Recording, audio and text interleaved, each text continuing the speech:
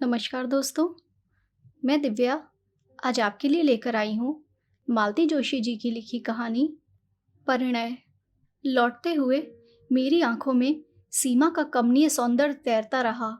घर से चलते हुए निश्चय करके चली थी कि अगर लड़की जीतों के योग्य न हुई तो साफ मना कर दूंगी। भारी भरकम दहेज के लालच में लड़के की जिंदगी बर्बाद ना होने दूंगी। पता नहीं क्यों मन में एक बात बैठ गई थी कि इतने बड़े लोग रिश्ता लेकर आए हैं तो लड़की ज़रूर ऐसी वैसी होगी। पर सीमा को देखा तो देखती रह गई। खिलता चंपई रंग, तीखे नैन नक्श, घनी केश राशि, सुडौल देह यष्टि, मीन मेख निकालने की जरा भी तो गुंजाइश नहीं थी। लगता था जैसे मेरी कल्पना में रची बसी पुत्रवधू ही साक्षात उतर आई है। आनंद की तरंगों पर झूलते हुए मैंने कनखियों से अपने लाडले की ओर देखा। वह दत्तचित्त होकर गाड़ी चला रहा था। उसका मन कहीं रहा हो, पर नजरें इस समय सड़क पर केंद्रित थीं। और ठीक भी तो है, एमजी रोड पर शाम के समय गाड़ी चलाना किसी नट के खेल से कम थोड़े ही है। घर पहुंचते ही मैं उसे कुरेदना चाहती थी, पर उसने मौका ही नहीं दिया। हमें उतार कर सीधा डिस्पेंसरी चला गया। जुंझलाई सी मैं कुछ देर गुमसुम बैठी रही। फिर मैंने उसके पापा को ही जा पकड़ा। कहिए, लड़की पसंद आई?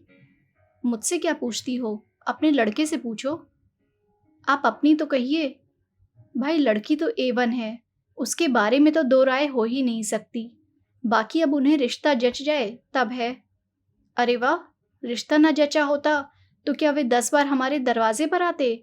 कोई हम तो लड़की मांगने गए नहीं थे, मैंने तैश में कहा। सो तो ठीक है भाई। और वे चुप हो गए। समझ गई कि रामदास जी के वैभव की चकाचौंध से वे अब तक उबर नहीं पाए हैं। झूठ क्यों बोलूं, विस्मित तो मैं भी हुई थी। जो सोचा था उससे कुछ ज़्यादा ही पाया था, और जो था उसका प्रदर्शन करने की भी उन्होंने भरपूर कोशिश की थी। विशाल कोठी, बाहर पंक्तिबद्ध खड़ी 3-3 गाड़ियां, जिनके सामने हमारी मॉरिस एकदम छकड़ा लग रही थी। कीमती सूटों में सजे हुए उनके तीनों लड़के, गहनों कपड़ों से लदी तीनों बहुएं, दामी कालीन, महंगा फर्नीचर, वर्दीधारी नौकर, शाही नाश्ता, हर चीज़ में प्रदर्शन था। हर बात में प्रभावित करने की कोशिश थी। चलने से पहले वह हमें अपना खूबसूरत लॉन और कलात्मक बगीचा दिखाते हुए काफ़ी दूर तक ले गए, और फिर सहज भाव से एक खाली प्लॉट की ओर इशारा करते हुए उन्होंने बताया कि उन्होंने लड़की के लिए रख छोड़ा है। लड़कों को उन्होंने शहर के संभ्रांत इलाकों में एक एक बंगला बनवा दिया है, क्योंकि वह जानते हैं कि देर सवेर सबको अलग होना ही है। लेकिन लड़की को वे अपनी आंखों के सामने ही रखना चाहते हैं, इसलिए प्लॉट यहीं ले लिया है। उन्होंने बहुत ही सहज भाव से यह सब बताया था, पर उनका उद्देश्य छिपा ना रहा। उनकी संपन्नता पर, ऐश्वर्य पर विस्मय विमुग्ध होते हुए भी मेरे भीतर बैठी अभिमानिनी माँ मुझे बार बार जतला रही थी। देख, तेरे बेटे के लिए कितने बड़े घर का रिश्ता आया है। और तब बेटे की योग्यता के सम्मुख सारा वैभव हे लगने लगा था। एक बात सोच लो, जीतू के पापा कह रहे थे, यह शादी हो गई तो जीतू अपने पास नहीं रह पाएगा, वहीं बंगला बनाकर रहना पड़ेगा। कोई ज़रूरी है? मैंने तुनक कर कहा। क्या उसके घर द्वार नहीं है जो ससुराल में बसने जाएगा? और मेरे ही क्या 10-5 लड़के हैं जो उसे भेज दूंगी? फिर वह प्लॉट पड़ा रहेगा, मैंने लापरवाही से कहा। ना होगा तो एक नर्सिंग होम डाल देंगे। नर्सिंग होम्स कम है इंदौर में। बच्चों के लिए तो कोई नहीं है, अपन तो बच्चों का ही बना लेंगे जिसमें उसने स्पेशलाइज किया है। और बातों ही बातों में मैंने एक तिमंजिले नर्सिंग होम की रूपरेखा बना डाली। नीचे आउटडोर और ऑपरेशन थिएटर, बीच वाली मंजिल पर जनरल वार्ड्स, और सबसे ऊपर स्पेशल कमरे, सामने खुली सी बालकनी। पूरा नक्शा मेरे मन में तैयार था। इंजीनियर होती तो कागज़ पर उतार कर ही दम लेती। स्थापित नर्सिंग होम के लिए कोई अच्छा सा नाम सोच ही रही थी कि गाड़ी का परिचित हॉर्न सुनाई दिया।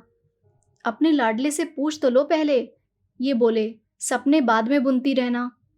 अपने बचपने पर झेपती सी मैं खाना लगाने उठ गई। खाने के समय मैं बराबर उसके चेहरे को देखकर टोह लेती रही, पर उसने जरा भी हवा न लगने दी।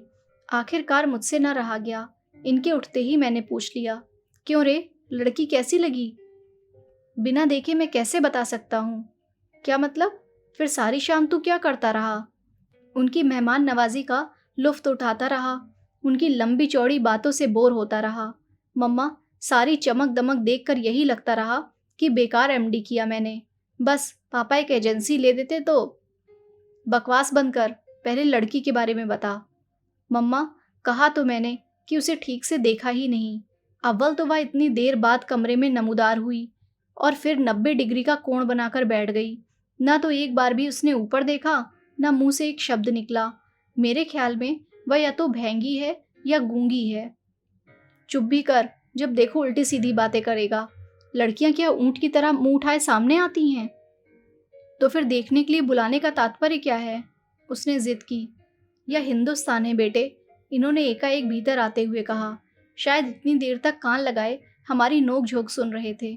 बोले, यह हिंदुस्तान है बेटे, भले घरों की लड़कियां यहाँ ऐसा ही व्यवहार करती हैं। मैं भी हिंदुस्तानी हूँ पापा, 2 साल अमेरिका में रहने से कोई अमेरिकन नहीं हो जाता। पर बात तो ऐसी कर रहा है जैसे वहीं पर पैदा हुआ हो। इनका स्वर कुछ सख्त हो आया था। जीतू ने प्रत्युत्तर नहीं दिया, चुपचाप हाथ धोने चला गया और हाथ धोकर सीधा अपने कमरे में। शायद इस विषय पर वह अधिक बहस बढ़ाने का इच्छुक नहीं था। देखने दिखाने की प्रथा से वह हमेशा से ही चिढ़ा हुआ था। जया की शादी के समय भी उसने 2-4 बार हमारा विरोध किया था, पर वधू पक्ष की दुहाई देकर हमने उसका मुंह बंद कर दिया था। पर अपने लिए तो इस तरह के नाटक करने से उसने साफ मना कर दिया था। कहता, मम्मा, जिस दिन कोई लड़की मुझे भा जाएगी मैं तुम्हारे सामने लाकर खड़ी कर दूंगा, तुम चिंता मत करो। पर उसकी यह बात ही तो हम लोगों के लिए सबसे बड़ी चिंता का कारण थी। आजकल की लड़कियों का ठिकाना थोड़े ही है, हर क्षेत्र में तो उनकी घुसपैठ है, पता नहीं कौन कब टकरा जाए। डॉक्टर के लिए तो यह खतरा कुछ ज़्यादा ही है, जिसमें जीतू जैसा सुदर्शन व्यक्तित्व तो हर कहीं प्रशंसक बटोर लेता है। इसलिए हम लोग बहुत व्यग्र थे। जीतू के डॉक्टर होते ही रिश्ते आने शुरू हो गए थे, पर अमेरिका से लौटने के बाद तो जैसे बाढ़ सी आ गई थी, क्योंकि जीतू डॉक्टर था, इकलौता था, फॉरेन रिटर्न था। गली में सही पर अपना 2 मंजिला मकान था, पुरानी सही पर घर में एक गाड़ी थी, पिता की अच्छी खासी प्रैक्टिस थी। बिरादरी में ऐसे सर्वगुण संपन्न लड़के ही कितने थे। खाता पीता घर और डॉक्टरी पास वर लोगों के मुंह में पानी ना आता तो आश्चर्य था। तभी तो रामदास जी जैसे प्रमुख व्यवसायी ने हमारे दरवाजे पर दस्तक दी थी। बड़ी मुश्किल से जीतू साथ जाने के लिए राजी हुआ था। कह रहा था, पहले तुम देखाओ, पर लड़की वालों को बार बार परेशान करना हमें अच्छा नहीं लगा। जया के वक्त के कुछ कड़वे मीठे अनुभव मन में ताज़े ही थे, इसलिए हम सभी साथ ही वहां पहुंचे। रामदास जी ने इतनी आवभगत की, उनके परिवार ने इतना प्रेम टपकाया कि बार बार यही डर बना रहा कि लड़की अगर अच्छी ना हुई तो उन लोगों को किस तरह जवाब देंगे। वह बहुत देर बाद बाहर आई। उस समय हम लोग कॉफ़ी पी रहे थे। अपनी दोनों भाभियों के बीच चलती हुई वह कमरे में आई थी और एक अस्पष्ट सी नमस्ते के साथ सिर झुकाकर बैठ गई थी। उसकी विनम्रता पर मैं मुग्ध हो गई थी। अंग्रेजी में एमए लड़की और इतनी सुशील। इतने लोगों के बीच उसका यह सहमा सिमटा रूप एकदम स्वाभाविक लग रहा था। तब यह बात मन में उठी ही नहीं कि इस तरह जीतू तो उसे बिल्कुल नहीं देख पाया होगा। वह भी तो बड़ी शालीन सी मुद्रा में बैठा हुआ था। सोच समझकर आखिर एक उपाय मैंने ढूंढ ही लिया। जया की सालगिरह के बहाने बहन भाइयों को एक दिन चाय पर आमंत्रित कर लिया। जया थी अपनी ससुराल में, इसलिए उपहार आदि लेकर मुझे चिंतित होने की ज़रूरत नहीं थी। 2 दिन तक मैं घर की सफाई में जुटी रही। फर्श धो पोंछ कर चमकाया गया, नई चादर बिछाई गई, सोफे के कुशन्स बदले गए, पर्दे धुलवाए गए और तो और ड्राइंग रूम के दरवाजे तक नए सिरे से पेंट कर डाले। नया सा एक कालीन लेकर वहां डाल दिया। फिर भी जैसे मन की तृप्ति नहीं हो रही थी।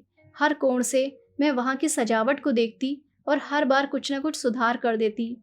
ये लोग बीच में टोक ना देते तो शायद मेरा यह क्रम मेहमानों के आने तक चलता रहता। दोनों बाप बेटे हाथ बांध कर बैठे हुए थे और मेरी परेशानी का मज़ा ले रहे थे। जब 2-3 बार वॉल पीसेस और कैलेंडर्स बदल चुकी तो उन्होंने कहा, मेरा ख्याल है एक बार डिस्टेम्पर हो जाता तो ठीक रहता। 5 बजने में अभी तो बहुत टाइम है, क्यों? इतना गुस्सा आया मुझे, एक तो खुद करेंगे नहीं और मेरा फूला हुआ चेहरा देखकर ही जीतू मेरे मूड को भांप गया तो बोला, मम्मा, क्यों बेकार ही परेशान हो रही हो? लाख कोशिश करें हम, यह घर कोठी तो बनने से रहा। उसे मत रोक जीतू, अपनी होने वाली बहू को इम्प्रेस करने की योजना है उसकी। And you know, first impression is the last impression. कोठी न सही, आउट हाउस तो लगेगा ना यह घर। अरे आउट हाउस भी लग जाए तो गनीमत समझो, मैंने तुनक कर कहा। जाने किस दरिद्र जगह में डाल दिया है सारा पैसा, कितना भी करो रौनक ही नहीं आती। गुस्से में ही सही, मैं अपने मन की बात कह गई थी। इतना लंबा चौड़ा मकान बनवा तो लिया, पर गले की वजह से उसकी सारी शान पर पानी सा फिर जाता था। रामदास जी के आउट हाउसेस सचमुच इससे अच्छा शो देते थे। उस दिन प्लॉट दिखाने ले गए थे, तब उन्होंने दिखाई थी छोटे छोटे घरों की वह लंबी कतार। उनकी संस्था के कर्मचारी उनमें रहते थे। खुली जगह में हरियाली के समुद्र के बीच वे छोटे छोटे द्वीपों की तरह लग रहे थे। जीतू ठीक ही कहता था, बेकार मेहनत करने से क्या फ़ायदा, उस वैभव से तो होड़ लेना ही असंभव है। ठीक 5 बजे वे लोग आए, छोटी वाली दोनों भाभियाँ, छोटा भाई और वह। मुझे अच्छा लगा। बहुत भीड़ होती तो वही उस दिन वाला किस्सा हो जाता। लगा कि लोग समझदार हैं। सीमा उस दिन की तरह गहनों से लदी नहीं थी। मेकअप भी बहुत हल्का था, इसलिए उसका सौंदर्य आज आंखों में चकाचौंध नहीं भर रहा था, बल्कि ठंडक दे रहा था। नींबू कलर की हल्के जरी के काम वाली शिफॉन उसके रंग के साथ एकाकार हो रही थी और देखने वाले की आंखों को बांध लेती थी। मेरी नौकरानी ने तो वही निर्णय सुना दिया, लाड़ी घड़ी सुंदर छे हो, कदे मारी नजर नहीं लग जाए। वे सभी लोग समवयस्क ही थे। उन्हें ड्राइंग रूम में छोड़कर मैं रसोई में चली आई और देर तक नाश्ता लगाती रही।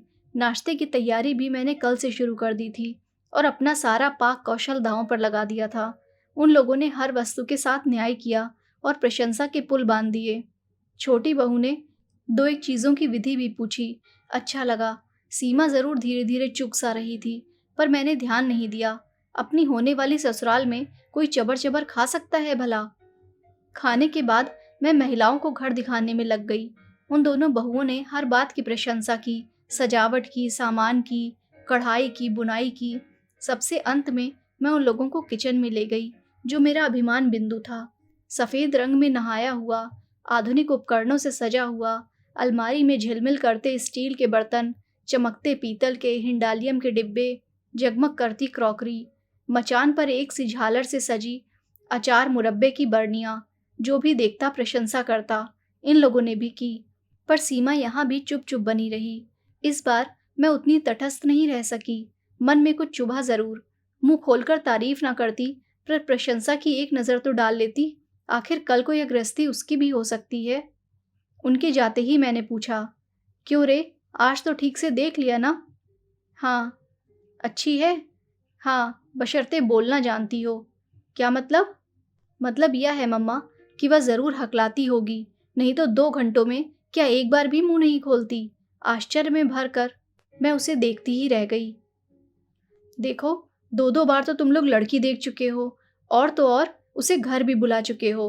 अब अगर मना कर दें हम लोग तो क्या शराफत होगी? बिरादरी में कहीं मुंह दिखाने लायक भी नहीं रह जाएंगे हम, इन्होंने सख्ती से कहा। और अगर वहीं से इनकार आ जाए तब? उस ओर से निश्चिंत रहो। उनके मन में ज़रा भी शंका होती तो वे लड़की को यहाँ नहीं भेजते। मैं तो सोचता हूँ कि वे तो अपनी ओर से सब तय मानकर ही चल रहे हैं। कैसे? याद नहीं, उस दिन जब हम लोगों को प्लॉट वगैरह दिखाने ले गए थे, तब रामदास जी के पुराने पार्टनर की लड़की मिल गई थी। तब उन्होंने जीतू का परिचय देते हुए कहा था, यह तुम्हारे जीजा जी हैं। अरे हाँ, और मुझे एकदम सारी बातें याद आ गईं। उस दिन रामदास जी हमें अपना बगीचा दिखाते हुए दूर तक उस प्लॉट के पास ले गए थे, जो उन्होंने अपनी बिटिया के लिए रख छोड़ा था। हम लोग मुआयना कर ही रहे थे कि पीछे आउटहाउस की तरफ से एक लड़की साइकिल पर आती दिखाई दी। पास आते ही साइकिल से उतरकर उसने पहले रामदास जी को, फिर हम सबको सलज्ज भाव से प्रणाम किया। लड़की बहुत सुंदर नहीं थी, वेशभूषा भी साधारण ही थी, पर कोठी के चमक दमक भरे वातावरण के बाद उसका रूप ऐसे लगा जैसे बरसात के बाद धूप निकल आई हो। स्कूल जा रही हो बेटे? जी। माँ ठीक है? जी, रात को कुछ बुखार हो आया था, अब तो ठीक हैं। बस, अब तो उन्हें ठीक होना ही है। या तुम्हारे जीजा जी अमेरिका से डॉक्टरी पढ़कर आए हैं, सो किसके लिए? रामदास जी ने कहा। फिर जीतू की ओर देखकर बोले, बेटा जितेंद्र, यह एक ही साली है तुम्हारी, लेकिन 10 के बराबर है, बच कर रहना। उसने कनखियों से जीतू को देखा और शर्मा कर मुस्कुरा दी। फिर धीरे से रामदास जी से बोली, ताऊ जी, मैं चलूँ अब? हाँ बेटे, 10:30 हो रहे हैं। चलो अब, नहीं तो लेट हो जाओगी। उन्होंने प्यार से पीठ थपथपाकर उसे विदा किया। जाने से पहले उसने एक बार फिर हम सबको नमस्कार किया और साइकिल हाथ में लेकर चल पड़ी। कुछ दूर जाने के बाद ही वह उस पर सवार हुई। उसकी विनम्रता पर मुग्ध हो गई मैं। पूछ ही लिया, कौन है यह? बड़ी प्यारी लड़की है। मेरे दोस्त की बेटी है। हम दोनों एक ही दफ्तर में काम करते थे। क्लर्की की बंधी बंधाई आमदनी से तंग आकर दोनों ने साथ ही साथ ये बिजनेस शुरू किया था। तब कल्पना भी ना थी कि यह इतना अच्छा चल निकलेगा। दुख यही होता है कि जब अच्छे दिन आने को हुए, वह चल बसा। अरे, क्या डेथ हो गई? हाँ, एक स्कूटर एक्सीडेंट में वह और अन्नू से बड़ा लड़का दोनों जाते रहे। तब से माँ बेटी यहीं हैं। धंधे में जो शेयर था, उसके एवज में भाभी ने यह मकान मांग लिया है। उसी में रहती हैं। एक प्राइवेट स्कूल में पढ़ाती हैं। पिछले 2 सालों से बीमार चल रही हैं, इसलिए उन लोगों ने अब अन्नू को लगा लिया है। रिश्तेदार तो होंगे ही, या कोई नहीं है? मैंने सहानुभूति से पूछा। हैं क्यों नहीं, पर बहन जी, रिश्ते सब पैसे से बंधे रहते हैं। शंभूनाथ की मृत्यु के बाद उसके पिताजी आकर बहू को, पोती को लिवा ले गए थे, पर इंश्योरेंस के पैसों को लेकर मनमुटाव हो गया। उनकी इच्छा थी कि वह पैसा शंभू की बहन की शादी में लगा दिया जाए। आखिर भाई होता तो कुछ न कुछ देता ही, पर अन्नू की माँ राजी नहीं हुई। बोली, निपट कंगाल होकर मैं किसके सहारे दिन काटूंगी। 8-10 हजार की मामूली रकम थी, पर एक बेसहारा औरत के लिए तो वही संबल थी, सहारा थी। घर वालों से पैसों का तकाजा भी नहीं किया जा सकता था। कल को अन्नू की शादी में सब लोग अंगूठा दिखा देते तो बस, तब से यहीं आ गई हैं, तो लौट कर नहीं गईं। उन लोगों ने भी कोई सुधि नहीं ली। स्वाभिमानी ऐसी हैं कि उसके बाद से पीहर में भी पैर नहीं दिया। यहाँ भी हम लोगों के रहते फिर नौकरी करें अच्छा नहीं लगता, पर माँ बेटी दोनों बहुत आन वाली हैं। इसके बाद विषय बदल गया था। रामदास जी अपने व्यवसाय के फैलाव का वर्णन करने लगे थे। इसी कारण वे अपने कुशाग्र बुद्धि बच्चों को सरकारी नौकरी में नहीं भेज सके थे। वैसे तीनों बिजनेस मैनेजमेंट का डिप्लोमा लिए हुए थे। एक तो विदेश भी हो आया था। उस आकर्षक बातचीत के बाद अन्नू दब गई थी। आज इन्होंने एकाएक याद दिला दिया तो मुझे अपने पर ही रोष हो आया। मुझे पहले ही यह ख्याल क्यों ना आया? जीतू, हम लोग गलती कर गए। मैंने एकाएक कहा तो वह आंखों में प्रश्न भरकर मुझे देखने लगा। उस दिन हम लोग इतनी भीड़भाड़ इकट्ठी न करके केवल अन्नू को बुला लेते तो ठीक था। कौन अन्नू?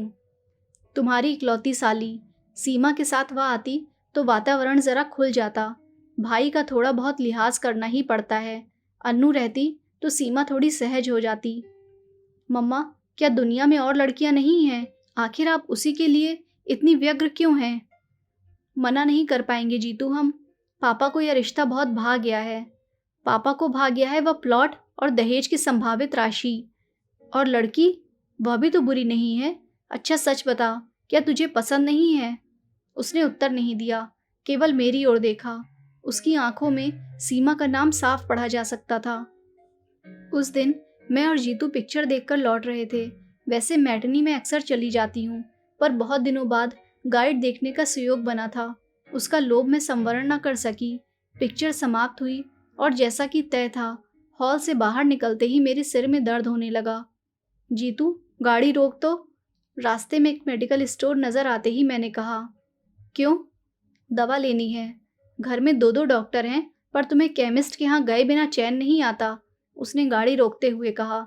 घर में डॉक्टर हैं, इसीलिए तो मुसीबत है। कोई अपने मन की दवा ले ही नहीं सकता। इससे रिएक्शन होता है, इससे हार्ट प्रेशर बढ़ता है, और भी न जाने क्या क्या। भुनभुनाती हुई मैं उतर पड़ी। वह भी पीछे पीछे चला आया। शायद देखना चाहता था कि मैं कौन सी गोलियां ले रही हूँ। हम लोग स्टोर में घुसे ही थे कि आवाज़ आई, जीजा जी नमस्ते। चौंक कर देखा। बड़े बड़े नीले फूलों वाला गुलाबी सलवार सूट पहने एक प्यारी सी शौक सी लड़की जीतू से नमस्ते कर रही है। आप? मैंने ठीक से पहचाना नहीं। जीतू ने हकलाते हुए कहा। अरे, इतनी जल्दी भूल गए? श्रीमान जी, मैं अन्नू हूँ।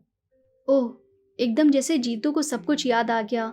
अपनी इकलौती साली को इतनी जल्दी भूल गए? फिर मेडिकल की पढ़ाई आपने कैसे पूरी की होगी?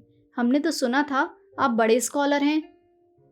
मेडिकल कॉलेज में फैंसी ड्रेस थोड़ी ही सिखाया जाता है। उस दिन तो आप सफ़ेद सी साड़ी वाड़ी पहनकर बड़ी सोबर सी लग रही थी। उस दिन स्कूल जा रही थी ना, वहाँ तो भाई सोबर बनकर ही जाना पड़ता है। तो पढ़ाती भी हैं। हे भगवान, इस देश का क्या होने वाला है। जीतू भी अब मूड में आ गया था। देश की चिंता मत कीजिए जीजा जी, जो बच्चे आपके इलाज से बच जाएंगे वे ही मेरे स्कूल में आएंगे। मैं काउंटर पर खड़ी खड़ी उस नोकझोंक का मज़ा ले रही थी। जब बिल चुकाकर लौटने लगी तब अन्नू ने मुझे देखा।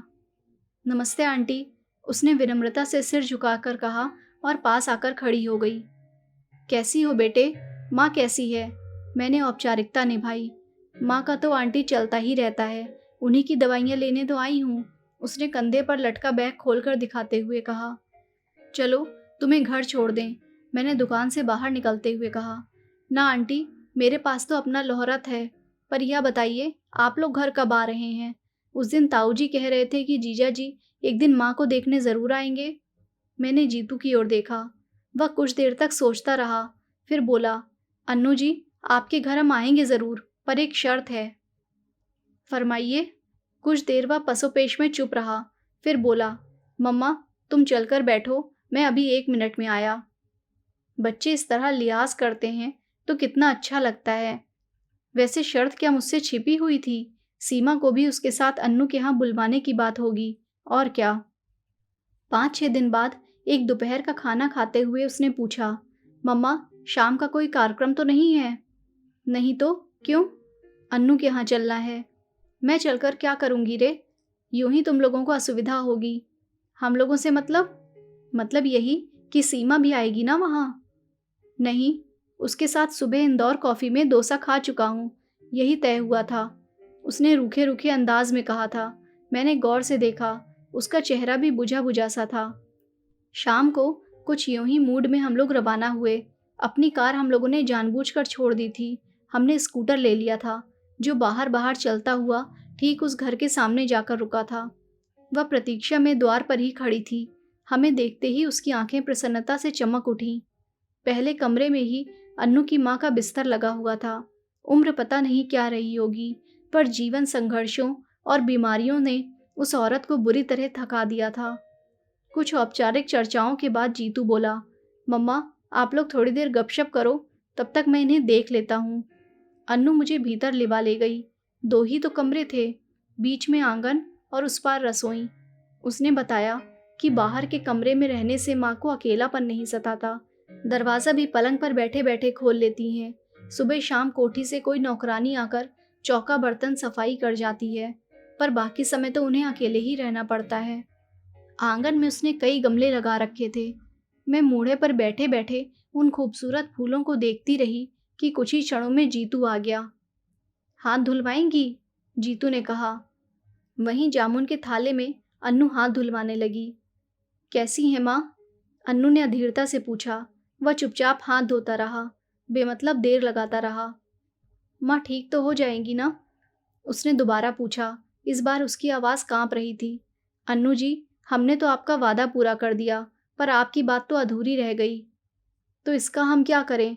शर्त तो सिर्फ दीदी को ले आने भर की थी, अब वह बुत बनी बैठी रहीं तो हम क्या करें? हाँ, आप कर ही क्या सकती हैं, एक कप चाय तो पिला सकती हैं ना? Oh sure. एकाएक उसका चेहरा खिल उठा। माँ के बारे में पूछते हुए 2 आंसू बरबस गालों पर लुढ़क आए थे। वे अब धूप में ओस कण की तरह चमकने लगे थे। आप थोड़ी देर माँ के पास बैठिए आंटी, मैं चाय लेकर अभी आई। हम दोनों फिर से बाहर जाकर बैठ गए। थोड़ी देर तक गुमसुम बैठने के बाद जीतू ने कहा, चाची जी, यहाँ आसपास आपके कोई रिश्तेदार नहीं हैं? हैं क्यों नहीं बेटा, पर अपना कहलाने लायक कोई नहीं है। 4 चाचा हैं अन्नू के, पर पिछले 10 साल से किसी ने एक बार भी इधर का रुख नहीं किया है। अन्नू के मामा तो होंगे, एक हैं, और उनका अपना ही परिवार इतना बड़ा है, फिर परिस्थिति भी साधारण है। उन पर बोझ बनने की अपेक्षा अपनी ही कमाई खाना अच्छा लगा। अब तक तो ईश्वर ने आन निभा दी थी, अब 2 साल से लड़की खट रही है। पर तुम क्यों पूछ रहे हो बेटा? कुछ नहीं, ऐसे ही। आप बीमार चल रही हैं, अन्नू नौकरी करती है, कोई जिम्मेदार आदमी पास रहे तो ठीक रहता है। मुझे मालूम है बेटे, दिन पर दिन मैं खींचती जा रही हूँ। जिंदगी से मुझे कोई मोह भी नहीं है, पर मुझे इतना जिला लो कि अन्नू को अपने हाथों विदा कर सकूं। कहते हुए माँ का स्वर कातर हुआ आया था। आप तो पता नहीं क्या सोच बैठी। उसके पूछने का मतलब यह नहीं था। मैंने धाड़स बधाते हुए कहा, अभी तो आपको जीना है, अन्नू के बच्चे खिलाने हैं। शादी तो हो जाए पहले। शादी की चिंता क्यों करती हैं आप? लड़की तो हीरा है। मैंने कहा, उससे क्या होता है बहन जी, कोरी लड़की कौन ब्याहता है आजकल। सच है, भगवान लड़की दे तो तिजोरी भर धन भी दे, नहीं तो व्यर्थ है सब। उन्होंने उसांस लेकर कहा। उसी समय हाथ में ट्रे लेकर अन्नू ने प्रवेश किया। माँ ने अपनी रामायण शुरू कर दी ना? उसने नाश्ता लगाते हुए कहा। इसीलिए तो सब यहाँ आने से घबराते हैं। आंटी बेचारी पहली बार आई हैं, उन्हें भी बोर कर दिया तुमने। माँ बेचारी खिसियाकर चुप हो गई। उनका मन रखने के लिए मुझे कुछ कहना चाहिए था, पर समय पर कुछ सूझ ही नहीं पड़ा। उधर चाय नाश्ते का दौर शुरू हो गया था। थोड़े समय में लड़की ने काफ़ी कुछ तैयारी कर ली थी, पर मुझसे कुछ खाया नहीं गया। बीमार के कमरे में एक अजीब सी गंध बसी रहती है। डॉक्टर की पत्नी होने के बावजूद मैं उसकी अभ्यस्त नहीं हो पाई हूँ। हम लोग उठने लगे तो अन्नू की माँ ने अन्नू से जीतू का टीका करने को कहा और उसके हाथ में 21 रुपए रखे। वह एकदम तमतमा गया। बोला, आप क्या मुझे फीस दे रही हैं? मैं तो घर का आदमी बनकर यहाँ आया था, डॉक्टर बनकर नहीं। अन्नू की माँ ने दोनों हाथ माथे से छुआते हुए गिड़गिड़ा कर कहा, फीस नहीं है बेटे, तुम्हारी फीस देने की सामर्थ्य नहीं है मेरी। इस घर के दामाद हो तुम। अन्नू और सीमा में मैंने कभी फर्क नहीं किया। तुम घर के बड़े दामाद पहली बार घर आए हो, खाली हाथ कैसे जाने दूं? चाहिए तो था कि हम बहन जी का भी कुछ सत्कार करते, पर उतनी सामर्थ्य ही कहाँ है। बस हाथ भर जोड़ लेते हैं। इतना कहते हुए भी वे हाँफ गई थीं। शगुन के रुपए हैं, ले लो बेटा। मैंने जीतू की जेब में जबरदस्ती वो नोट ठूंसते हुए कहा। मैंने देखा अन्नू की माँ की आंखें तरल हो आई हैं। जीतू ने कोई प्रतिवाद नहीं किया, पर वह गुमसुम हो आया था। सड़क तक हमें छोड़ने आई अन्नू ने भी इसे लक्ष्य किया।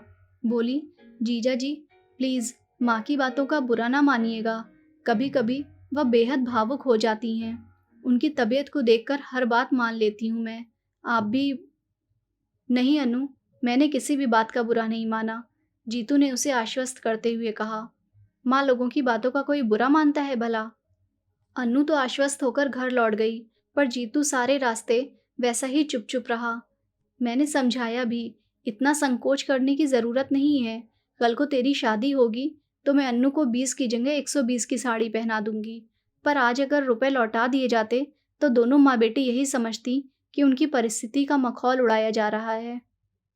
पर वह उसी तरह गंभीर बना रहा। रात अचानक मेरे मन में एक बात कौंधी और मुझे उसके उखड़े मूड का कारण समझ में आ गया। बत्ती बुझाकर सो चुके थे हम लोग, फिर भी मैं धीरे से उठाई और जीतू के कमरे का दरवाज़ा खटखटाया। दरवाज़ा खुला ही था और वह रोज की तरह बेड लैंप जलाए पढ़ रहा था। मुझे देखते ही हड़बड़ा कर उठ बैठा और बोला, क्या बात है मम्मा, तुम्हारी तबीयत तो ठीक है ना? उसके स्वर में घबराहट थी। मुझे कुछ नहीं हुआ रे, पास पड़े स्टूल पर बैठते हुए मैंने कहा। पर मुझे एक बात तो बता, क्या सचमुच सीमा ने आज तुझसे बात नहीं की? की? क्यों नहीं की? कम से कम इतना तो साबित हो ही गया कि वह गूंगी नहीं है और हकलाती भी नहीं। मजाक रहने दे, मुझे ठीक से बता। अगर सचमुच उसका व्यवहार ऐसा ही रूखा रहा है तो मैं इनसे कल ही कह दूंगी। ऐसी घमंडिल लड़की मेरे घर में नहीं चलेगी। जीतू ने कोई उत्तर नहीं दिया, वैसे ही मुंह लटका कर बैठा रहा। और इस जरा सी बात के लिए तू क्यों मन खराब कर रहा है? दुनिया में क्या और लड़कियां नहीं हैं? मम्मा, अगर मैं उदास हूँ तो सीमा के लिए नहीं, सारी शाम सिर्फ अन्नू की माँ के लिए सोचता रहा हूँ। क्यों? उनकी हालत बहुत ख़राब है मम्मा, हार्ट एकदम डैमेज्ड है। किसी भी समय कुछ भी हो सकता है। पैरालिसिस का एक अटैक उन्हें हो चुका है, दूसरा किसी भी समय हो सकता है, और वह इतना आसान नहीं होगा। पैरालिसिस? पर उनकी उम्र तो इतनी ज़्यादा नहीं लगती। उम्र से क्या होता है? ब्लड प्रेशर तो है, डायबिटीज़ तो है, शुगर का परसेंटेज कितना हाई जा रहा है। उनका चार्ट देखती तो तुम्हें गश आ जाता। कोई जिम्मेदार आदमी घर में होता तो मैं स्थिति की गंभीरता से उसे परिचित कराता, पर ले देकर बस वही एक लड़की है घर में, उससे कोई क्या कहे, कैसे कहे? सच ही तो कह रहा था वह। जया सगाई से 4-5 दिन पहले ही आ गई। आते ही वह शुरू हो गई, मम्मा लड़की खूब सुंदर है ना, नहीं तो मैं कहीं मुंह दिखाने लायक नहीं रह जाऊंगी। अब जैसी भी है देख लेना, मैंने चुटकी लेते हुए कहा। नहीं मम्मा, ऐसा गजब ना करना, अपने यहाँ इतने रिश्ते में लौटा चुकी हूँ, सबसे कह रखा है एक ही बहू आएगी घर में तो वह ऐसी वैसी नहीं चलेगी।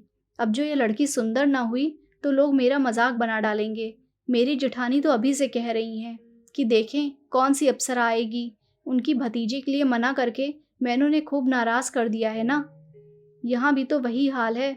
मैंने कहा, लोग बाग अपनी लड़की देखते नहीं और मुंह उठाए चले आते हैं, और मना कर दो तो हमेशा के लिए मुंह फुला लेंगे। जब से बात पक्की हुई है बस यही चर्चा है कि हमने बस पैसे का मुंह देखकर ही हाँ की है। अब तो बस यही लगता है कि कब शादी हो, कब घर में बहू आए। एक बार उसे देख लेंगे तो अपने आप सबके मुंह बंद हो जाएंगे। मेरी बात से जया की उत्सुकता चरम सीमा पर पहुंच गई। मैंने भी उसे ज्यादा प्रतीक्षा कराना उचित नहीं समझा। दूसरे ही दिन सीमा को बुलवा भेजा। सगाई की साड़ी खरीदने का बहाना था ही। वैसे भी अब तक मैं जया के लिए रुकी हुई थी। सोचा लड़कियों की पसंद से ही खरीदना ठीक रहेगा। रोज रोज कोई इतनी महंगी साड़ी तो खरीदता नहीं। रामदास जी स्वयं बेटी को लेकर उपस्थित हुए। हाथ जोड़कर बोले, आपका आदेश टाला नहीं जा सकता था, इसीलिए ले आया हूँ। वैसे उसकी अपनी कोई पसंद नहीं है, आप जो भी पहनाएंगी पहन लेगी। मैंने उन्हें आश्वस्त किया कि खरीदारी का तो बहाना है, दरअसल जया उसे देखना चाहती थी। मेरी बात से उनका सारा संकोच दूर हो गया। बार बार यह कहकर कि लड़की अब आपकी है, जब चाहे बुलवा लीजिए, वह वापस लौट गए। मैं जानबूझकर उन लोगों के साथ बाजार नहीं गई। सीमा के साथ अन्नू आई थी। मैंने जया के साथ जीतू को कर दिया। सोचा सब बराबर उम्र वाले साथ रहेंगे तो ठीक रहेगा। मेरी वजह से बेचारे यूं ही संकोच में पड़ जाएंगे। अन्नू और जीतू की नोकझोंक तो रामदास जी के जाते ही शुरू हो गई थी। बोली, जीजा जी आज तो ताऊ जी का लिहाज करके चली आई, पर यह मत जानिएगा कि हर बार इसी तरह दीदी के साथ घिसटती चली आऊंगी। भविष्य में बाकायदा निमंत्रण भेजना पड़ेगा, आखिर हमारी भी कोई प्रेस्टीज है। क्यों नहीं क्यों नहीं, आपकी प्रेस्टीज का तो हमें ख्याल सबसे पहले रखना है। हमारी वकील तो आप ही हैं। जीतू ने कृत्रिम गंभीरता से कहा और डायरी निकालते हुए बोला, लाइए जरा अपना पता तो लिखवाइए। मैं तो अन्नू के आगे कुछ भी नहीं जानता। अनुराधा, अनुपमा या कि पौराणिक अनुसुईया। गलत, लगता है नामों के बारे में आपका ज्ञान बहुत सीमित है। श्रीमान जी, मेरा नाम अनुप्रीता है। Oh what a lovely name. बस, हाय जीजा जी, आप कवि ना हुए, नहीं तो कहते, वाह जैसी आप हैं वैसा ही सुंदर आपका नाम है। मुझे दुख है अन्नू जी कि मैं डॉक्टर हूँ, सच बात कहता हूँ जो अक्सर कड़वी होती है। कहिए तो। कहना चाह रहा था कि काश आप भी उतनी सुंदर होती जैसा आपका नाम है। हाँ ठीक तो है, अब तो आपकी नज़रों में एक ही व्यक्ति सुंदर रह गया है। कहते हुए उसने होंठ भींच लिए। पलकों के किनारे भीग गए। मैंने जीतू को डांटकर चुप कराया तो बोला, बस इतने में ही रो दी। और आपके ताऊ जी कह रहे थे, एक ही साली है पर 10 के बराबर है। हमने तो सिर्फ बानगी पेश की थी और आपके छक्के छूट गए। उनकी इस जुगलबंदी का हम सभी मजा ले रहे थे। जीतू की आखिरी बात पर तो सब लोग ठठाकर हंस पड़े। अन्नू भी बहादुरी के साथ मुस्कुरा दी। इसी हंसी खुशी के वातावरण में सब लोग घर से विदा हुए। और उन लोगों के चले जाने के बाद मुझे याद आया कि सारे शोर शराबे के बीच सीमा एकदम गुमसुम बैठी हुई थी। बोलना तो दूर, वह एक बार मुस्कुराई तक नहीं। शर्मीली बहुत लड़कियां देखी हैं मैंने, पर उनके अधमुंदे होठों से, नत पलकों से हंसी की किरणें निरंतर फूटती रहती हैं। सीमा शर्मीली नहीं, घुन्नी लड़की है। जीतू जैसे हंसमुख लड़के के साथ उसका निभाह कैसे हो सकेगा, या उसे भी अपनी तरह मनहूस बनाकर रख देगी। जब से यह शादी तय हुई है मैं इसी चिंता में घुली जाती हूँ। इनसे तो कुछ कहना ही बेकार है। एक बार मुंह खोलने का प्रयास किया था तो बुरी तरह डांट खानी पड़ी थी। बोले, तुम तो जीतू को अभी दुधमुहा बच्चा ही समझती हो। वह तुम्हारे सामने नाटक करता है और बाहर उसे लेकर होटलों में घूमा करता है। होटल में सिर्फ एक बार गया था जी, तभी तो। एक बार या 100 बार, उससे क्या फर्क पड़ता है।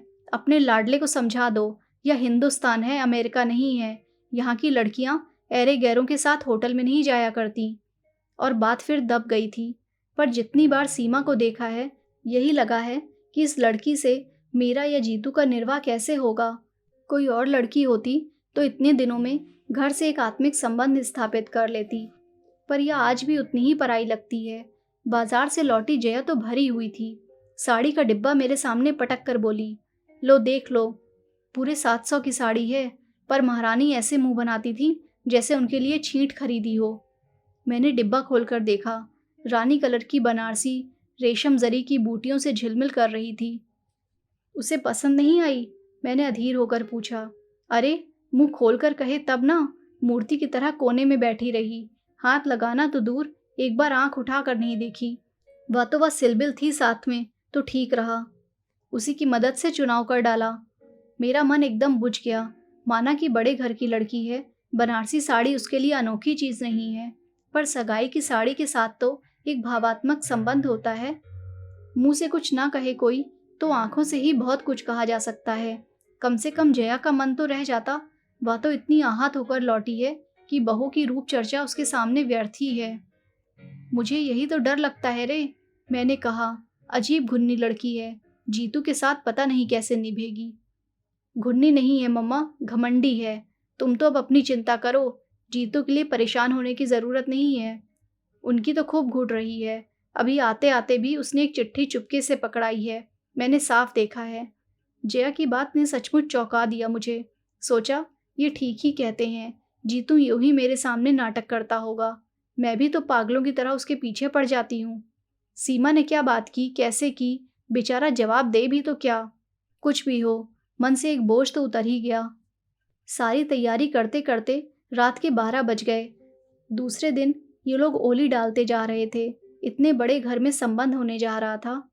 पहली बार हम लोग कुछ लेकर जा रहे थे, पर जैसे सारी चिंता मेरे ही सिर थी और कोई मेरा हाथ बटाने नहीं आ रहा था। जीतू का तो खैर प्रश्न ही नहीं था। जया मुंह फुलाकर बैठ गई थी। उसे सीमा जरा भी अच्छी नहीं लगी थी। कल जीतू ने चिढ़ा दिया था कि सीमा के आ जाने से दीदी का सौंदर्य तेज थोड़ा फीका पड़ जाएगा। इसी से वह नाराज है। बात हंसी मजाक में ही टल जानी थी, पर जया बहुत बुरा मान गई थी। उसकी ओर से किसी सहायता की आशा करना ही व्यर्थ था। सबसे ज्यादा रोष तो मुझे उसके पापा पर आ रहा था। एक बार भी उन्होंने सारा सामान नहीं देखा, न पूछताछ की। मैं बिस्तर पर गई तब वे बड़े मजे से खर्राटे भर रहे थे। इतना ताव आया मुझे। उन्हें झकझोर कर जगाया मैंने और पूछा, सुनो, सुबह जमाई साहब को लेने स्टेशन कौन जा रहा है? ठीक से तय कर लो, नहीं तो समय पर कोई नहीं पहुंचेगा। कोई नहीं जा रहा है, उन्होंने अलसाए स्वर में कहा। क्यों? क्योंकि वे नहीं आ रहे हैं। क्यों? आपको कैसे पता चला? क्योंकि मैंने ही उन्हें फ़ोन पर मना किया है। अरे क्यों? क्योंकि कल का प्रोग्राम कैंसिल हो गया है। क्यों? रामदास जी को हार्ट अटैक हो गया है। हाय राम, क्यों? क्योंकि उनकी लड़की अपने फुफेरे भाई के साथ भाग गई है। क्यों? वह एकदम झल्ला कर उठ बैठे। तुम्हारी इस क्यों का कहीं अंत भी होगा? लड़कियां किसी के साथ क्यों भाग जाती हैं? क्या यह भी मुझे बताना होगा? खिसिया कर चुप हो गई मैं। सच तो पागलों की तरह प्रश्न पर प्रश्न किए जा रही हूँ। कम से कम इनकी मनस्थिति का तो ख्याल किया होता। शाम से अनमने हैं बेचारे, पर मुझे अपनी व्यस्तता के बीच ध्यान ही ना आया। इस कांड की तो मैंने कल्पना भी ना की थी। मन इतना बौखला गया था कि अनचाहे मुंह से निकल गया। अब अब क्या, मिठाई बांटो? वह गुर्राए। तुम दोनों माँ बेटे तो शुरू से ही मेख निकाल रहे थे ना। अब तुम्हारे मन की हो गई। घर आई लक्ष्मी दरवाजे से ही लौट गई। खूब आनंद बनाओ अब। शोभ उनके हर शब्द से टपक रहा था। रामदास जी के घर समधी बनकर जाने का सबसे ज्यादा चाव उन्हीं को था। इसीलिए सबसे ज्यादा निराशा भी उन्हें ही झेलनी पड़ी। इसके बाद चुप रहने में ही मैंने अपनी खैरियत समझी, पर रात भर मुझे नींद नहीं आई। बार बार सीमा का रूखा व्यवहार याद आता रहा। उसे हम लोगों में कोई दिलचस्पी नहीं थी, तो वह स्वाभाविक ही था। पर घर के लोग कैसे हैं, क्या उन्हें भी अंदाज ना हुआ होगा? लेकिन लगता है वे लोग सब जान गए थे, तभी तो हाथ धोकर पीछे पड़ गए थे।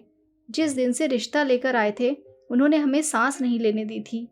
यह तो ईश्वर की कृपा थी, जो समय रहते सारा रहस्य खुल गया था। मुझे कमरे में आते हुए उसने दर्पण में देख लिया था। वहीं से बोला, तुम परेशान क्यों हो रही हो मम्मा? मैं अभी शेव बनाकर वहीं तो आ रहा था। मैं तो यूं ही चली आई थी रे। चाय की ट्रे गोल मेज पर रखते हुए मैंने पूछा। सोचा साथ साथ चाय भी पी लेंगे, और एक बात भी कहनी थी। Something important? उसने अपना काम जारी रखते हुए पूछा। हाँ, ऐसा ही समझ लो। वह जो सीमा है ना, वह इस बात से बुरी तरह से चौंका कि रेजर हाथ से ही फिसल गया। गीले तौलिए से गाल को सहलाते हुए वह मेरे सामने आकर बैठ गया और अधीर स्वर में बोला, सीमा का क्या कह रही थी तुम? क्या किया है उसने? वह अपने फुफेरे भाई के साथ भाग गई है। मैंने सपाट स्वर में आखिर कह ही डाला। ओ मम्मा, उसने एक दीर्घ श्वास छोड़ी। तुमने तो मुझे डरा ही दिया था। उतनी सी देर में मैं पता नहीं क्या क्या सोच गया था। क्या सोच गया था? मैंने हैरत से पूछा। दरअसल मम्मा, मैं एक पागलपन कर बैठा था, उसने खिसियाए स्वर में कहा। इससे पहले कि मैं कुछ पूछूं, वह उठा और दराज में से एक कागज का पुर्जा निकाल लाया। लो पढ़ो। पढ़ने को था ही क्या, बस 2 पंक्तियां ही थीं। अगर आप शादी से इनकार नहीं करेंगे तो मुझे मजबूरन कुछ खा लेना पड़ेगा। कब मिली यह चिट्ठी तुझे? मैंने कांपते स्वर में पूछा। उसी दिन जब हम लोग साड़ी खरीदने गए थे। तो पगले, मुझे बताया क्यों नहीं? कैसा सर्वनाश हो जाता अभी। एक जिद सी सवार हो गई थी मम्मा। मैं भी जया की तरह सोचने लगा था। लगता था यह लड़की हमें बहुत छोटा करके देखती है। इसके दर्प को तोड़ना होगा। इसे ब्याह कर घर लाना ही है, भले ही दूसरे दिन उसे छोड़ आना पड़े। उसकी बेरुखी का और भी कोई कारण हो सकता है, इस ओर ध्यान ही नहीं गया। और अगर वह सचमुच कुछ खा लेती तो? मैंने कप में चाय डालते हुए पूछा। इसीलिए तो तुमने जब एकाएक उसका नाम लिया तो मैं डर गया। मुझे तो हैरत होती है मम्मा, पढ़ी लिखी लड़की होकर भी ये लड़कियां इतनी बुज़दिल कैसे होती हैं? अपने मन की बात मुंह खोलकर कहती क्यों नहीं? बस गूंगी गाय की तरह हर किसी खूंटे से चुपचाप बंध जाती हैं। अब तो उसने अपने तेवर दिखला दिए ना, मैंने कड़वाहट भरे स्वर में कहा। हाँ, यह तो मानना पड़ेगा, उसने काफ़ी दिलेरी से काम लिया। पता मालूम हो तो मेरी ओर से बधाई का तार भेज देना। मैं तो इसी बात के लिए शुक्रगुजार हूँ कि वह काफ़ी समझदारी से पेश आई। शादी की रात तक इंतज़ार नहीं किया, नहीं तो अपनी ज़िंदगी में भी फिल्मी स्टोरी बन जाती। वह उठकर पुनः आईने के सामने खड़ा हो गया था। मैं उसे गौर से देखती रही, पर साबुन की झाग से भरे उस चेहरे पर कुछ भी पढ़ना असंभव था। ईश्वर से यही मनाती रही कि हताशा का यह ज्वार जो मुझे मथ रहा है, उसे अछूता ही छोड़ दे। वह वास्तव में उतना ही निर्लिप्त बना रहे जितना कि वह दिखा रहा है। सीमा के अपने घर में जो भी कहर बरपा हुआ हो, पर इस घर की भी रौनक कुछ दिनों के लिए छिन सी गई थी। बच्चों के पापा का मूड तो उसी दिन ऑफ हो गया था। मेरा मन भी बुझ गया था। जया भी इतने दिनों बाद इंदौर आई थी, पर सहेलियों से मिलने का, रिश्तेदारों के यहाँ जाने का उसमें ज़रा भी उत्साह नहीं रह गया था। जहाँ भी जाओ वही प्रश्न, वही कौतूहल, वही शंकाएं खींच सी होने लगती थी। हम सबके बीच जीतू बिल्कुल सरल स्वाभाविक बना हुआ था, पर माँ थी, इसलिए जानती थी कि वह भीतर ही भीतर हिल गया है। उसके ठहाके बेजान होते जा रहे हैं। दीदी के साथ उसकी नोकझोंक में कोई दम नहीं रहा। जया के बच्चों के साथ चल रही उसकी छेड़खानी भी मात्र एक दिखावा है। और फिर जया ने एकदम घर लौटने का फैसला कर लिया। उसे रोकने में कोई तुक भी नहीं था। भारी मन से मैंने विदा की तैयारियां शुरू कर दी। कैसे उत्साह से आई थी बेचारी, और अब कैसी मनस्थिति में लौट रही है। पर लड़की बहुत समझदार है। बोली, मम्मा, हम तो सबको यही बताएंगे कि लड़की के पिता अचानक बीमार हो गए थे, इसी से काम रुक गया है। आप लोग अपने से कुछ लिखना नहीं। उसकी सूझबूझ देखकर दंग रह गई मैं। सच, लड़कियों को मैके की प्रतिष्ठा का कितना ख्याल रहता है। कुलियों के सिर पर सामान लदवाकर हमने प्लेटफॉर्म पर पैर दिया ही था कि आवाज़ आई, नमस्ते दीदी, नमस्ते आंटी, नमस्ते जी। मैंने चौंक कर देखा। यूनिफॉर्म की साड़ी पहने बच्चों के एक झुंड से घिरी अन्नू खड़ी है। आज जा रही हैं दीदी? उसने पूछा, पर उत्तर को कौन कहे। दोनों भाई बहनों ने उसकी ओर देखा तक नहीं, सीधे मुंह उठाए 3 व्हीलर की तरफ चले गए।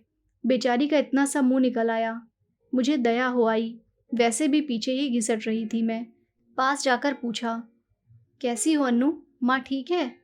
माँ ठीक नहीं है आंटी, परसों से बुखार में पड़ी है, उसने उदास स्वर में कहा।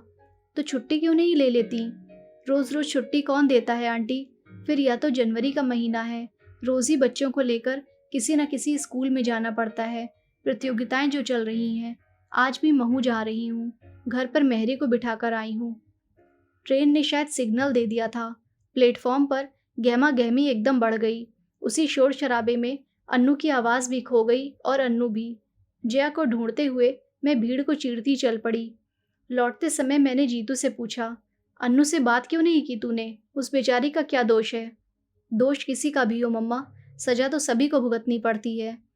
उसके स्वर से चौंक कर मैंने देखा। व्यथा से या कि रोष से उसका चेहरा काला पड़ गया था। मैंने ठीक ही समझा था। लड़का भीतर ही भीतर हिल गया था और फिर एक बार रिश्तों की बाढ़ सी आ गई। खबर फैलते देर ही कितनी लगती है। फिर शुरू हो गई बरसात फोटो और जन्म कुंडलियों की। सुबह शाम दरवाजे पर परिचित अपरिचित चेहरों की भीड़ जुटने लगी। बढ़ चढ़कर दहेज के आकर्षक प्रस्ताव सामने आने लगे। एक समय था जब इन सारी बातों से मुझे बड़ी खुशी होती थी। लड़के की माँ होने का गौरव जैसे मन में समाता नहीं था, पर अब तो जैसे कोफ्त सी होने लगी थी। लगता जैसे मेरा लड़का नीलाम पर चढ़ रहा है।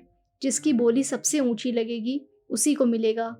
लाख बार समझाया कि अभी हम लोग कुछ कहने सुनने की स्थिति में नहीं हैं, हमें कुछ संभलने का मौका दीजिए, पर लोग इसे भी वर पक्ष की एक अदा ही समझते। फिर से मनुहार शुरू हो जाती। हम लोग तो जैसे तैसे मान भी जाते, पर जीतू को लड़की दिखाने ले जाना एक टेढ़ी खीर थी। जनता के पास इस समस्या का भी हल था। लोग किसी न किसी बहाने लड़कियों को लेकर घर आने लगे। बाजार में, मंदिर में या सिनेमा हॉल में योजनाबद्ध तरीकों से लड़कियों का प्रदर्शन होने लगा। जीतू तो एकदम बौखला गया। बोला, मम्मा तुम सब लोग मिलकर मुझे पागल बना दोगे। भगवान के लिए मेरा पीछा छोड़ दो। जिस दिन कोई लड़की मन की मिल जाएगी मैं तुम्हारे सामने लाकर खड़ी कर दूंगा बस। अब लड़कियां क्या सड़कों पर पड़ी मिल जाती हैं, पर उससे उलझे कौन। गोमती भाभी के चाचा जी एक बहुत अच्छा प्रस्ताव लेकर आए थे। अच्छा खानदान था, खाते पीते लोग थे। लड़की सुंदर थी और डॉक्टर थी। जीतू मेडिको पत्नी के पक्ष में कभी भी नहीं था, पर लड़की के पिता ने कहा, डिग्री ले ली है, आप चाहेंगे तो नौकरी करेगी, नहीं तो घर गृहस्थी में भी उसे बहुत रुचि है। जितेंद्र जी चाहेंगे तो घर पर ही छोटी मोटी डिस्पेंसरी खोल लेगी। वैसे उसका कोई आग्रह नहीं है, आप लोग जैसा चाहेंगे। मैंने भी सोचा, ठीक तो है, कल को जीतू की प्रैक्टिस अच्छी चल निकली तो डॉक्टर पत्नी वरदान ही सिद्ध होगी। हुनर तो तिजोरी में रखे धन की तरह होता है, जब चाहा काम में ले लिया। उन दिनों वह यशवंतराव अस्पताल में हाउस जॉब कर रही थी। तय हुआ कि उसे वहीं चलकर देखा जाए। जीतू से तो साफ साफ कहना व्यर्थ ही था। मैंने बहाना बनाया, छठी मंजिल पर अमुक चाची बीमार पड़ी हैं, उनका मोतियाबिंद का ऑपरेशन हुआ है, तू साथ चलेगा तो थोड़ी लिफ्ट की सुविधा मिल जाएगी। वह मना नहीं कर सकेगा, जानती थी। अस्पताल के विशाल पोर्ट में स्कूटर टिकाया ही था कि देखा सीढ़ियों पर एक परिचित आकृति हथेलियों में चेहरा छिपाए सिसक रही है। अन्नू, क्या हुआ? हम दोनों के मुंह से एक साथ निकला। उसने अपने आंसुओं से भीगा चेहरा उठाकर हमारी ओर देखा और पास चली आई। बोली, जीजा जी, माँ बहुत बीमार हैं। उस दिन स्टेशन पर जीजा जी कहते हुए उसकी ज़बान लड़खड़ा गई थी, पर आज उसे इसका होश नहीं रहा था। उसकी माँ सचमुच बीमार थी। क्या हुआ माँ को? पता नहीं, परसों से यहाँ ले आए हैं, तब से उन्होंने एक बार भी आंख नहीं खोली है। कौन से नंबर में है? चलो देखते हैं। यही इंटेंसिव में है, पर वहाँ किसी को भीतर जाने थोड़े ही दे रहे हैं। ताई जी, भाई साहब, मामा जी सब बाहरी बेंचों पर बैठे हैं। मुझसे तो वहाँ बैठा नहीं जाता, रुलाई सी छूटने लगती है। जीजा जी, आप तो डॉक्टर हैं, आपको तो जाने देंगे ना? उसने अधीरता से पूछा। मामा जी आए हैं? जीतू ने पूछा। हाँ, कल शाम ही आए हैं, उन्हें तार दे दिया था ना। अच्छा अन्नू, तुम अंदर चलो, मैं डॉक्टर परिहार को लेकर अभी आ रहा हूँ, जीतू ने अधिकारपूर्ण लहजे में कहा। एक बार हम लोगों की ओर करुण दृष्टि से देखते हुए अन्नू भारी कदमों से भीतर चली गई। उसके जाते ही जीतू मेरे सामने तन कर खड़ा हो गया और पास से गुजरती बेतहाशा भीड़ को अनदेखा करके बोला, मम्मा, क्या तुम इस लड़की को बहू के रूप में स्वीकार कर सकोगी? मैं हतप्रभ हो उसे देखती रह गई। यह मत सोचना मम्मा कि मैं भावावेश में आकर इतनी बड़ी बात कह बैठा हूँ। पिछले कई दिनों से यह बात मेरे मन में घुमड़ रही थी, पर मैं व्यक्त नहीं कर पा रहा था। पर अब तो सोच विचार के लिए समय ही नहीं रहा। बोलो ना मम्मा, प्लीज़। पर बेटे, ये बातें हड़बड़ी में तय की नहीं जाती। मैंने कहना चाहा तो वह फौरन मेरी बात काट कर बोला, कहा ना मैंने, अब सोच विचार के लिए समय नहीं रहा। मुझे मालूम है अपने इकलौते बेटे की शादी के लिए तुम्हारे मन में ढेर सारे अरमान हैं, पर मम्मा, भीतर जो दम तोड़ रही है वह भी एक माँ है। उसने भी अपनी इकलौती बेटे के लिए कई सपने संजोए होंगे। उन सपनों के लिए वह ज़िंदगी भर अपनों से, परिस्थितियों से लोहा लेती रही। अब तो वह शायद कुछ भी कहने सुनने के परे चली गई है। पर अगर एक क्षण को भी उनकी चेतना लौट आए, तो मैं उन्हें आश्वस्त करना चाहता हूँ। मैं उन्हें यहाँ से खाली हाथ नहीं जाने दूँगा। पर मम्मा, इसके लिए मुझे तुम्हारी आज्ञा चाहिए। दोगी ना? उसकी बात पूरी ना हो पाई थी कि अन्नू बदहवास सी दौड़ती हुई आई और बोली, जीजा जी, जल्दी चलिए ना प्लीज़। माँ को देखिए, वे लोग क्या कह रहे हैं। पल भर को हम दोनों जैसे काट हो गए। मैंने ही किसी तरह अपने को समेटा और कहा, जीतू, तुम अंदर जाकर देखो। अन्नू की चिंता मत करो, वह मेरे पास है, हमेशा रहेगी। और सुबकती हुई अन्नू को मैंने अपने अंक में भर लिया। धन्यवाद।